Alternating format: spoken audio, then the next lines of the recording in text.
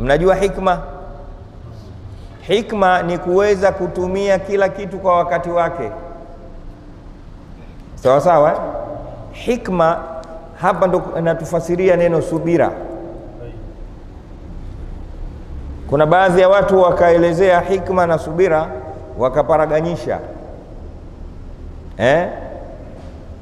Sasa wale watu wenye jazba, wale wenye haraka ya kuhukumu, sawa, wakajificha katika jambo la nini? Hikma. Pia kuna wengine wanatumia hikma vibaya, kwamba hikma ni woga. Tumia hikma maana kuwa mwoga. Mwenye mimi nina hikma ni woga. Hapana. Hikma ni wad'u shay'i makanahu, ni kukiweka kitu sehemu yake. Mkate nyumbani unakaa kwenye nini? Nyama nyumbani inakaa kwenye nini? Mkaa unakaa wapi nyumbani? Chumbani au jikoni? Au sasa ukajua hiki ni cha hapa, hiki ni cha hapa, ile ndio inaitwa nini? Hikma.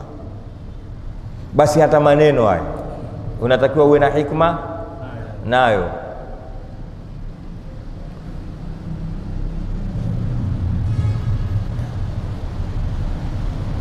Kuna wakati unaongea na mtu kachoka, tumia hikma ya kuongea naye maneno ya mchovu. Unaongea na mgonjwa, hikma ni kuongea naye unajua yule ni nani. Unaongea na mjinga, hikma ni kuongea naye hali ya kuwa unajua unaongea na nani.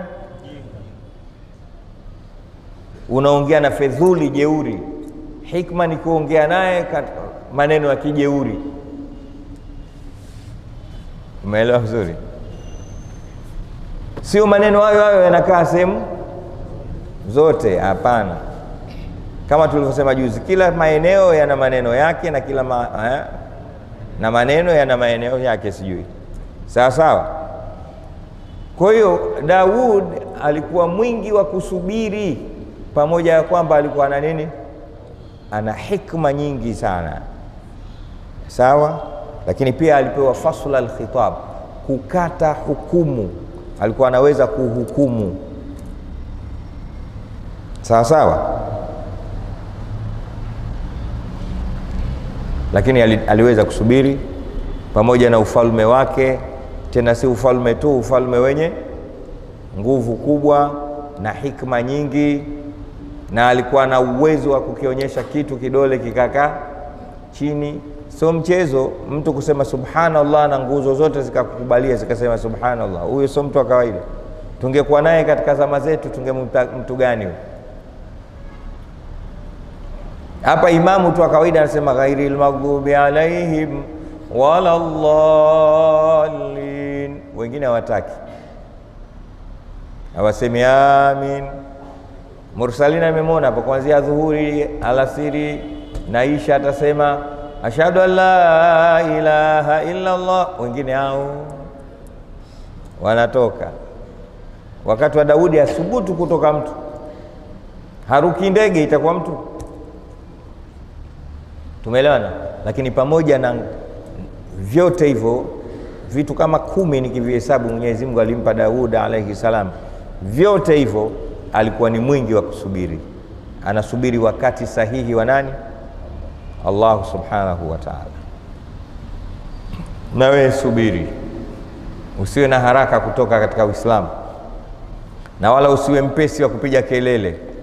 Nilikupeni kisa cha yule mtu juzi na leo narudia tena. Aliyokuja hapa, maskini ya Mungu, yule mtu alikuwa kasilimu siku nyingi, lakini kasilimu siku nyingi. Mwenye kanambia mimi na miaka 13 niko katika Uislamu. Hivi miaka 13 michache mingi lakini kapata mtihani, anaumwa, kaangaika huko, akasema ngoja nije hapa msikitini Kichangani. Akaja Kichangani hapa na akanikuta, lakini kabla ya kunikuta mimi alimkuta imamu hapa. Imamu akamwambia maneno ya kuelewana. Mtu mmoja akaambia, huyo hata kusikiliza, lakini msikilize Walidi, na hiyo mnayo sana hiyo Akaja hapa kwenye nguzo hiyo siku ya Ijumaa. Narudia kile kisa, Waislamu wengi kwa sababu mnayo hali hiyo. Akanambia mimi naumwa, lakini kabla kuniambia kuumwa kwake amenipa definition nimjue yeye nani. Sababu bwana mimi ni Muslim, nimesilimu na miaka 13. Sikuzaliwa Muislamu lakini nimesilimu. Nikamwambia alhamdulillah, Mwenyezi Mungu akuthibitishe katika imani yako. Lakini nina tatizo, naumwa miguu na nini. Akanipa karatasi zake nikaziona. Shida yake 1080. Lakini wakati ananiambia nyie wote mshaondoka, mshaswali Ijumaa, mmeondoka, mmemwachia imamu na msikiti wake na wageni wake. Nikaambia watu washaondoka na mimi hapa nilipo sina hela, lakini inshallah nitakusaidia, tukutane magharibi Ijumaa moja kabla ya Ramadhani ilikuwa. Tukutane. Mimi nakaa Kibaha. Nikamwambia sasa sina cha kusaidia. Maana kiafanye je alikuwa anatakiwa? Asubiri kukaa Kibaha ndo nini? Mimi nakaa Kibaha, subiri, sina cha kukusaidia sasa hivi, lakini magharibi hapo katikati mimi nitakwenda na mimi kwenye mingo zangu nitapata, tutagawana. Mpaka katokea mtu mwingine akaambia, anakuambia subiri. Huyo mtu kasilimu akakubali. Mimi nikaondoka. Sasa hiyo mingo yenyewe ilikuwa maeneo ya Tegeta huko. Alhamdulillah nikafanikiwa nikapata. Sasa wakati narudi, barabara za Dar es Salaam nazijua nyewe, magharibi imenikuta hata Mikocheni sijafika, niko maeneo ya Kawe kwa bahati nzuri kashapewa namba ya simu, kaniendea hewani. Bwana mimi ndo yule mtu kadha, nisubiri nakuja ndugu yangu. Usiku umeingia, ungamia nauona. Nakuja, nazidi kubanwa. Nafika maeneo ya wapi? Simu tena. Kaka, sisi tunakaa Dar es Salaam na watu wanaokaa Dar es Salaam, barabara zina haki yake. Watu wengi wa Dar es Salaam wenyewe wanakaa wajui kama kuna haki ya nini. Unamwambia tukutane Kariakoo saa 6, anaondoka Kimara saa 5:30. Huwezi kufika saa 6 Kariakoo, labda uje na mwendokasi kwa sababu ina nafasi maalum. Kiuwezi ondoka mapema kwa kuipa barabara haki yake, kwamba mimi saa nzima nitakuwepo wapi? Barabarani. Mimi leo nimetoka Tandika mpaka nimefika hapa, nimechukua masaa 2 Tandika tu. Basi kufika Moroko kaniandikia message si ya kawaida, sio ya neno lililokuwa jepesi humo ndani, wewe shehe gani? Imamu utakuwa wewe, ndio neno lilokuwa jepesi. Hayo mengine siri yangu mimi. Hivi ndio mnavyotufanya watu tuliosilimu. Watu waliosilimu ndio wanafanywa hivi. Una miaka 10 wewe katika Uislamu. Kuna mwingine kaja jana tu. Tusubirini Waislamu. Kwa bahati nzuri kabla hajatoka mimi nimefika. Bwana 80 hapa na mimi naendelea kuwa imamu gani? Lakini 80 yako hii. Mimi naendelea kuwa imamu gani? Subira. Waislamu tapiga kelele sana jambo hili. Subirini. Tukaielezea juzi subira kwa maana ndefu kabisa. Hapa anaambiwa nani? Mtume Muhammad. Anaambiwa pia achukue kigezo kwa nani? Hivi Daudi nani? Angalia nafasi aliyopewa Daudi, lakini pia alifanyaje? Mungu anamsifu kwa nini? Usubiri. Mtume Muhammad siku moja alikaa mapema tu katika Al-Kaaba, amejitanda kishali chake chekundu kama historia inavyosema, amekaa kana kwamba mtu mwenye huzuni sana. Na bahati nzuri wakati ule Sayyidina Umar ibn al-Khattab radhiyallahu ta'ala anhu ardha kisha silimu, akamuona Mtume sallallahu alaihi wasallam yupo katika hali ile, Vipi, mbona umeshika tama? Kwani ya Rasulullah, alasna ala alkhair, hatupo kwenye khairi sisi? Alasna ala alhaq, yani hatupo katika haki. Unajua maana yake nini? Tutoke mara moja tu kwa kumkata shingo tumkate, kumtumbua tumbo tumtumbue, wa kuyafanya ili mradi watu tujue hili jambo la Mungu.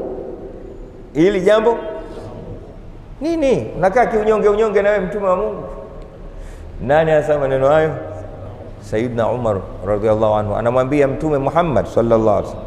Mtume akamwambia hapana, itafika wakati, subiri, utafika, ataondoka mtu hapa Maka mpaka Sanaa Yemen peke yake. Wa pili ni wanyama wake majangwani, katika madesert yale, hatakuwa anamuogopa yoyote isipokuwa Mwenyezi Mungu Subhanahu wa Ta'ala. Utafika wakati huo, subiri. Anaambiwa Umar ibn al-Khattab, subiri kwanza, maanake kuna kitu wewe muhimu zaidi. Tengeneza kwanza nini? Imani yako. Ikisimama imani kisawasawa, Allah utatisha tu. Na ilifika hivyo. Leo Uislamu mpaka uko huku Magomeni bwana. Mursalina Muislamu, mimi Muislamu, wewe Muislamu. Idibaka kwa Mirambo huko, lakini naye Muislamu. Wamo Wasambaa wai ni subira ya Mtume Muhammad sallallahu na maswahaba, lakini ikafika pahala wakafanya kazi. Na wewe tengeneza imani yako, pambana katika subira na hali kama hiyo, sawa sawa. Mbele Mwenyezi Mungu anampa kisa Daud alayhi salam, nani? Mtume Muhammad. Hali ya nani? Ya Daud. Anasema wa hal ataka nabaul khasmi, na je ilikufikia wewe Mtume Muhammad habari ya wagombanao? Habari ya wagombanao, ndio idh tasawwaru almihrab, pale walivyoparamia ukuta wakaingia chumbani kwa Daud. Kuna watu walikosea kanuni, wakaparamia ukuta wakaingia kwa nani? Kwa Daud alayhi salam. Daud kama wanavyosema, pamoja na nafasi yake hiyo, aliugawanya wakati wake katika sehemu tatu, sawa sawa. Miongoni mwa sehemu hizo ilikuwa kuna sehemu maalumu, thuluthi moja ni kwa ajili ya kuhukumu, sawa sawa. Ni kwamba sasa anafungua mahakama, watu waje kuhukumiana. Lakini aliweka wakati mwingine wa ibada, na aliweka wakati wa kusoma kitabu chake Zabur, na aliweka wakati mwingine pia wa kuangalia ufalme wake, na watu wote wakajua kwamba muda huu hatumpati Daudi kwa jambo hili ila kwa jambo kadhaa. Tumeelewana? Sasa siku moja Daudi, katika siku ambayo sio ya hukumu, alikuwa mihrab, katika chumba chake cha nini? Cha ibada. Ulikuwa muda wake wa kumwabudu Mwenyezi Mungu Subhanahu wa Ta'ala. Ghafla katika hali kama ile wakafembera ukuta watu wawili. Kutumbukia wapi? Kastukia watu wako ndani, na siku ambayo sio ya kupokea wageni, ni siku ya Mungu Subhanahu wa Ta'ala. Kabla tujaeleza kisa hapa, unapata faida gani? Na wewe panga muda wako, sio muda wote unalifanya hilo tu. Uwe na muda wa kazi, uwe na muda wa familia yako. Kuna watu wanafanya kazi hawana habari na familia, hawaonani na watoto wao wala wake zao, kisa wako bize. Wapo. Uwe na wakati wa mwili wako kupumzika. Pumzika. Uwe unao, binadamu unataka upumzike. Lakini uwe una wakati wa Mwenyezi Mungu Subhanahu wa Ta'ala. Kama mume pia uwe na wakati wa mkeo, kwamba huu sasa ni wakati wa mke wangu. Tena usio vibaya, unaweza kumwambia mke wangu, mimi niko busy, hali unavyoiona, mimi mwalimu sana, au mimi shekhe sana, au mimi mbunge, mimi nani sijui, lakini muda wako mimi na wewe nakuomba uwe saa fulani mpaka saa fulani, siku fulani mpaka siku fulani. Sawa sawa. Uwe na wakati wa Mwenyezi Mungu Subhanahu wa Ta'ala, lakini uwe na wakati wa watoto, kwamba watoto wangu leo jipangie. Ndio maisha yalivyo, likulli waqtin lahu amal, kila wakati una kazi yake, sio wakati wote unakusanya hilo hilo tu. Sawa. Bwana mmoja anaitwa nani yule, alikuwa mkali sana katika historia, jina hili linanitoka leo kirahisi namna hii, Hajjaj ibn Yusuf. Hajjaj, ukisoma katika historia kuna mtu mmoja anaitwa Hajjaj ibn, huyo alikuwa mtu mkali sana, mtu ni mmoja katika watawala waliopitwa anaitwa Hajjaj ibn Yusuf. Yeye hapo hapo akikuta una makosa na ukuhukumu hapo hapo, sio kesho, na alikuwa hataki mchezo. Unajua watawala wakali wapo, sio ajabu Sisi pia tulitoka hapa juzi na mtawala wetu mkali sana wanakuja mtawala mpole, mtawala mkali, wapo. Basi hata maimamu unaweza kuwa msikiti mmoja mpole, mwingine hata walimu Hajjaj ibn Yusuf alikuwa mkali sana, na kama nilivyosema ilikuwa akikuta na tatizo pale pale watakuuliza uweze kujibu vizuri. Ukijibu vibaya unachukua bakora zako hapo hapo, kama jela unakwenda. Na visa vile nitakupa hapa vya Hajjaj ibn Yusuf, namna alivyokuwa mkali. Hicho cha pili ndio kina kazi ya mada yetu ya leo ya kupanga muda. Siku moja Hajjaj ibn Yusuf katika tembea zake, watawala wa zamani sio kama sasa. Watawala wa zamani walikuwa wanakagua wenyewe kama hivi tunavyoona sasa hivi. Juzi tumemwona waziri mkuu ghafla kazuka hapo mwendo kasi, na pale pale katumbua mtu. Umeelewa? Hajjaj ibn Yusuf sio katika kutembea akapita mashamba, akamkuta mzee mmoja Mwenyezi Mungu amemruzuku ana punda wake, lakini yule punda katika kipindi hicho kimoja punda anasaga, wakati huo anamwagia maji, wakati huo anakoboa, wakati huo analima. Yani namna alivyomfunga mitambo yule punda, kazi yake kuzunguka tu, lakini kadiri ya kizunguka yule punda, tumeelewana, vinafanyika vitu vingi kwa wakati mmoja. Anamchapa anazunguka kule, maji yanatoka kwenye kisima huku yanamwagia, akizunguka kule anakoboa, huku anavuna, kamfunga mitambo. Hajjaji akashangaa, sema katika raia zangu kuna mtu ana akili kama hivi? Hii teknolojia ya ajabu sana. Akaambia, bwana wewe mtu, nakaribia kukupa uwaziri wewe kwa hivi unavyofanya, mpo. Lakini Hajjaji alikuwa mtu wa haki, hakupi nafasi ila ujue Qur'ani. Ndio tatizo lilipozuka. Jina lako akataja, jina langu kadhaa. Haya, babako, babangu kadhaa. Basi wewe kumbe Muislamu bwana, hebu nisomee qul huwa Allahu subhanal malik. Mwanamume yule qul Allahu hana, anaitafuta juu wakati ishashuka. Akaambia qul Allahu huna, qul a'udhu birabbil falaq hana. Akasema umenikera katika wapuuzi ambao nimepata kuona duniani, kama wewe sijawahi kumuona. Una akili ya haya yote, huna akili ya qul Allahu. Wewe lazima nikunyonge. Msalie Mtume Muhammad.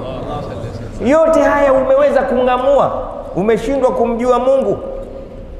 Mimi sina muhali na wewe. Bwana nisamee, sina muhali na wewe. Nitajifundisha, sikubali. Mimi nilikuwa nakuona wa maana. Kumbe bwege kama wewe katika kama teni huyu, pelekeni lokapo. Na siku fulani namnyonga huyu.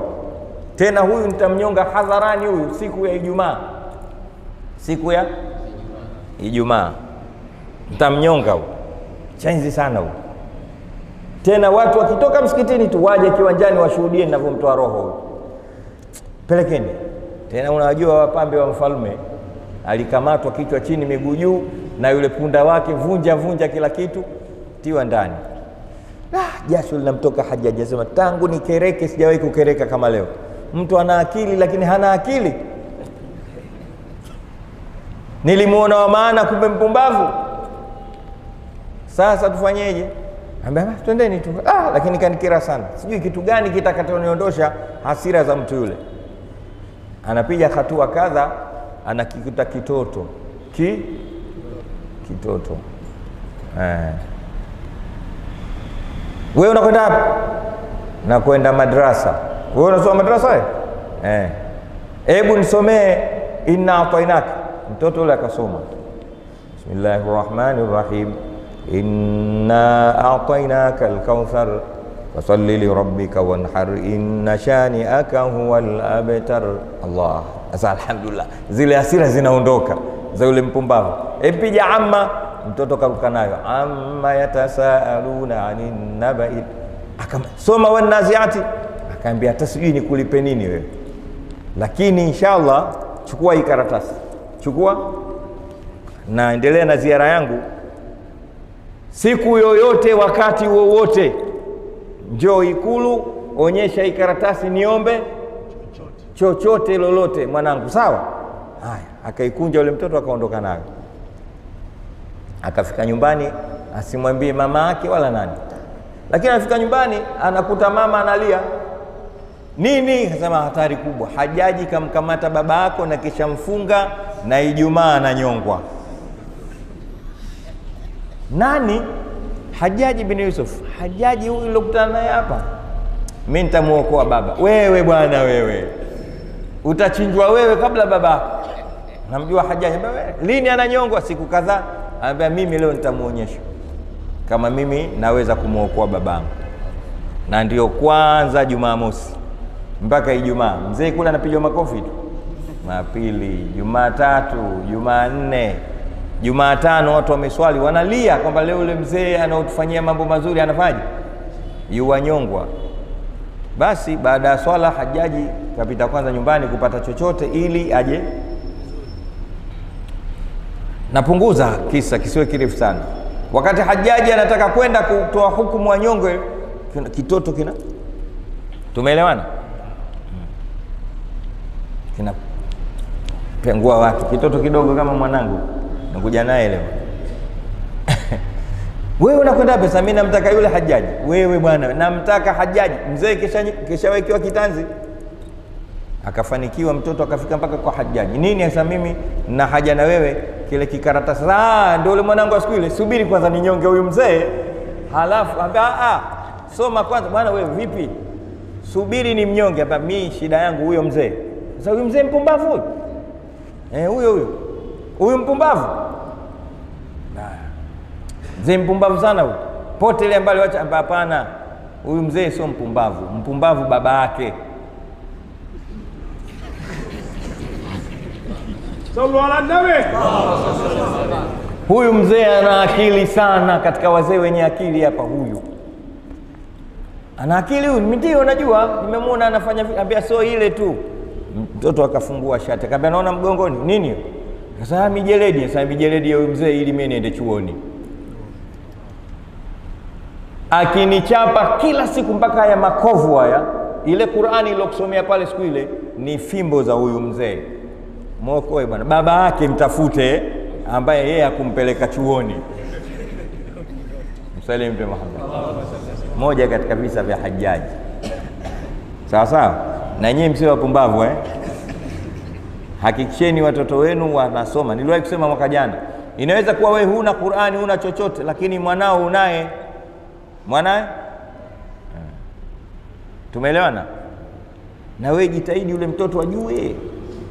Atakuja kukusaidia kesho inshallah. Nipata nafasi nitakupa na faida ya mtoto anaojua Qur'ani kwako wewe, sio anayejua hesabu tu na biology na jiografia.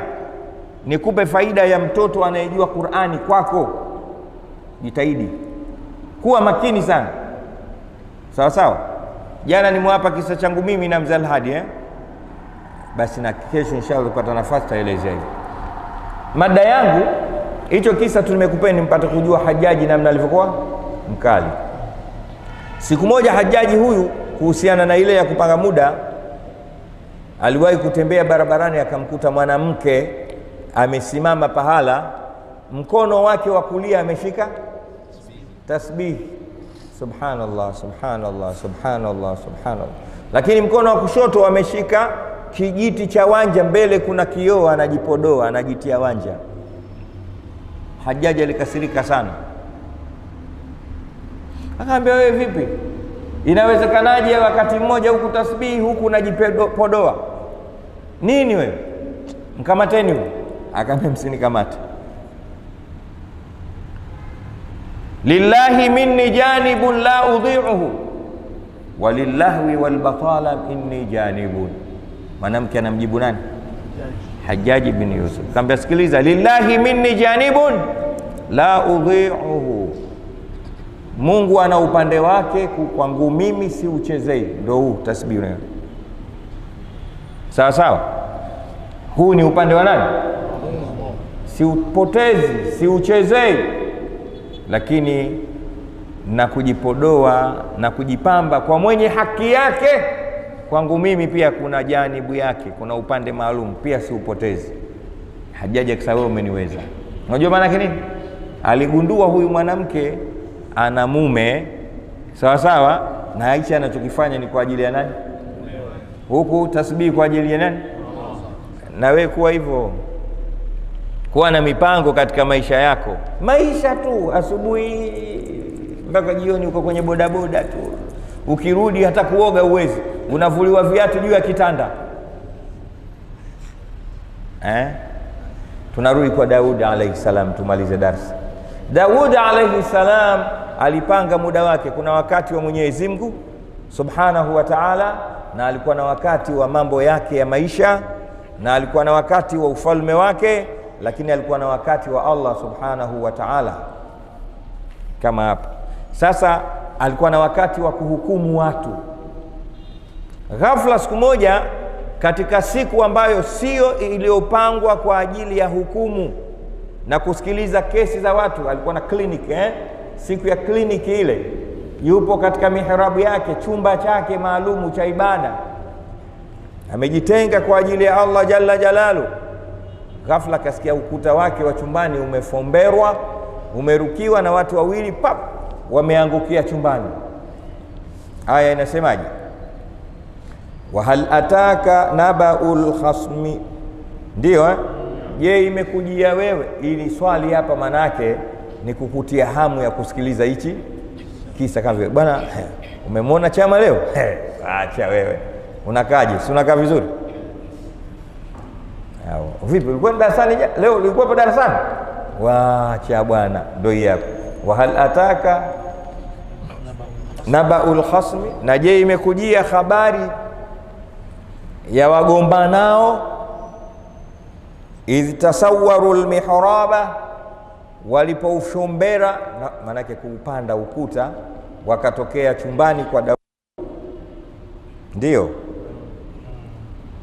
idh dakhalu ala Daud, pale walipoingia kwa Daudi.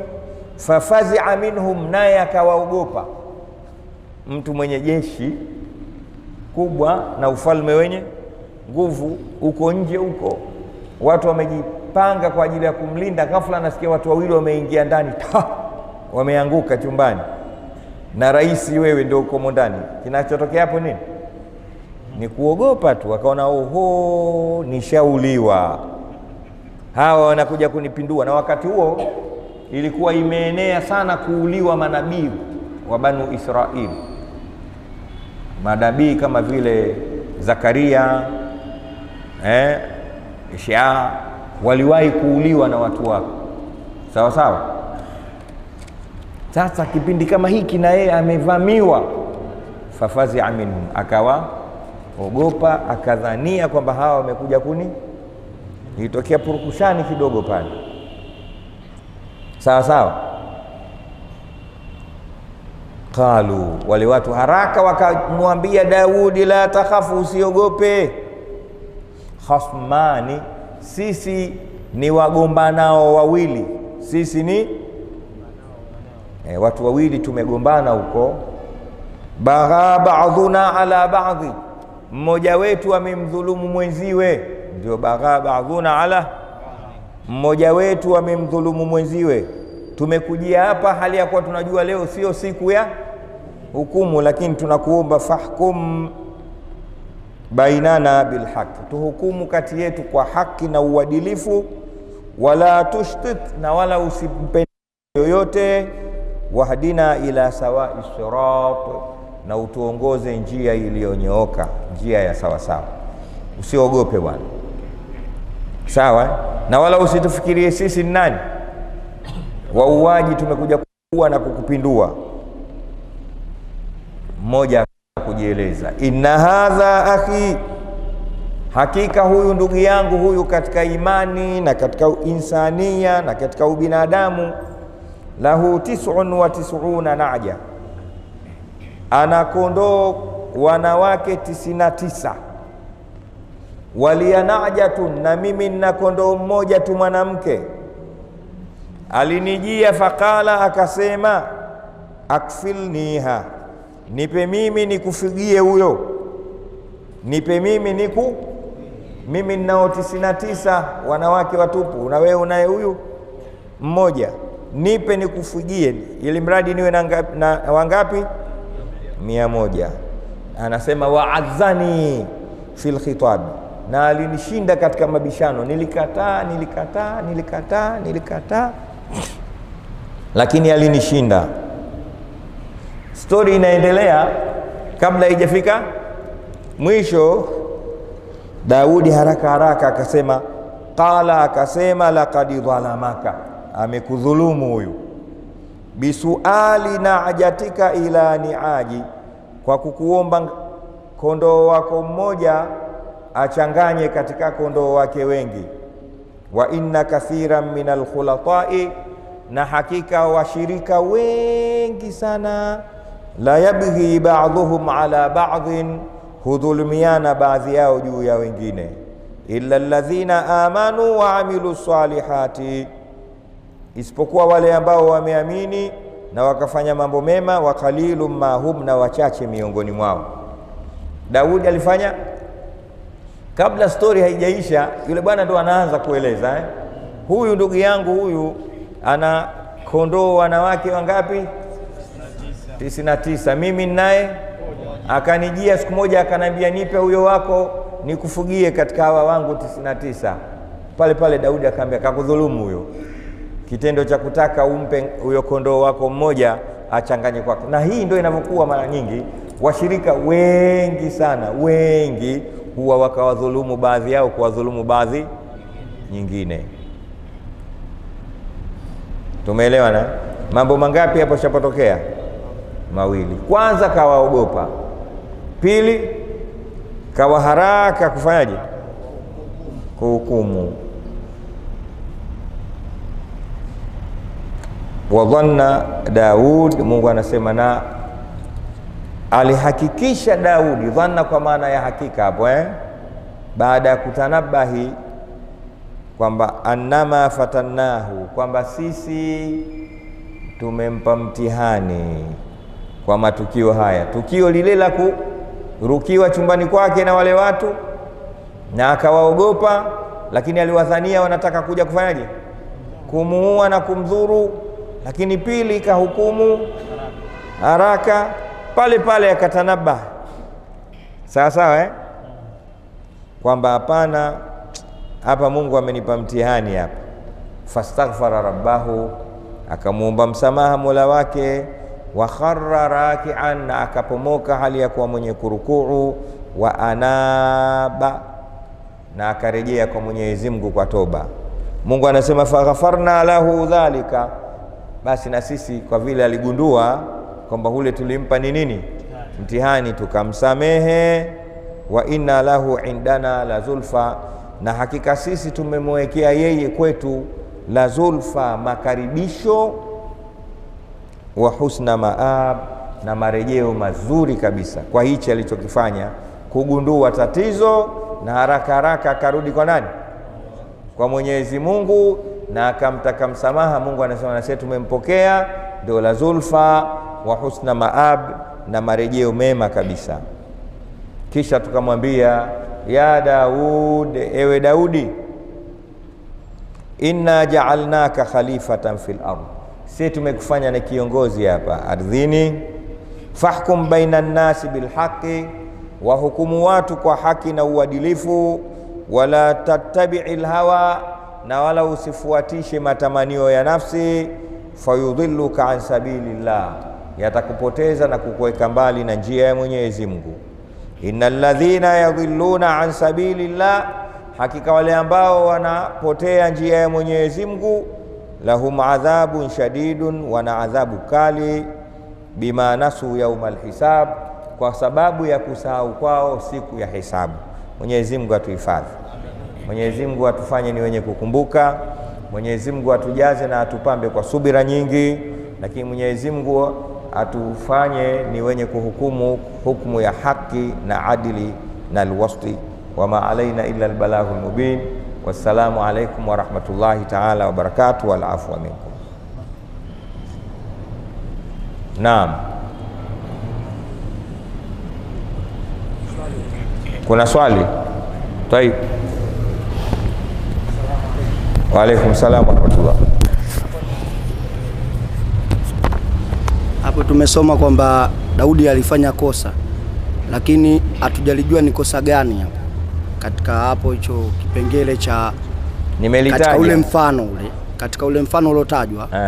Hatujajua yeye sasa kafanya kosa gani katika ule mfano ule uliotajwa. Nimetaja mambo mawili. La kwanza anauliza kosa hatujalijua la Daudi ni lipi? Ndio katika ule mfano ile kuwadhania wale kuwa ni watu wabaya, ilhali si watu wabaya. Unajua kuwadhania huyu ni mfalme, kwa ile dhana yake kuwa wale watu ni watu wabaya, kilitokea kitu gani kwa wale watu walioingia nyumbani kwa mfalme au kwa mtume na akawafikiria kwamba hawa ni watu wabaya? Kingekotokea kitu gani kwa wale watu? Wangeuliwa na kuadhibiwa, sawa. Lakini cha pili, ikasikia haraka hukumu kabla haijafika, yeka hukumu. Umenielewa? Hilo ndio jawabu lako kufu. Japokuwa wengine wanasema hili la pili la kuhukumu haraka si sawa, kwa sababu yeye amepewa faslul khitab. Tumeelewana eh? Ukisoma vitabu vya tafsiri wanasema kosa hapa ni hili moja la kuwadhania wale kuwa ni majambazi, ilhali si jambazi. Rudi nyuma, habari zimeanza kwamba fasbir au isbir ala ma yaquluna. Tumeelewana eh? Alikuwa anatakiwa awe na subira katika hali zote, awe na ukikosa subira haraka unaweza kuyafanya mambo yasiyo kuwa. Na wewe ninakwambia, narudia tena mada yangu ya kusubiri. Hata ukiudhiwa subiri, hata kama unaweza kuhukumu subiri. Na unaweza ukasikia jambo leo usiliingilie haraka ukalihukumu, huenda kesho utakuwa na njia nzuri ya hukumu yake. Jipumzishe kwanza. Na ndio maana sheria inakwambia usihukumu wakati una hasira, na wala usihukumu wakati una furaha, na wala usihukumu wakati umechoka. Sasa jitizame wakati yanatokea matatizo na mashakili, upo katika hali gani? Zahmidi TV.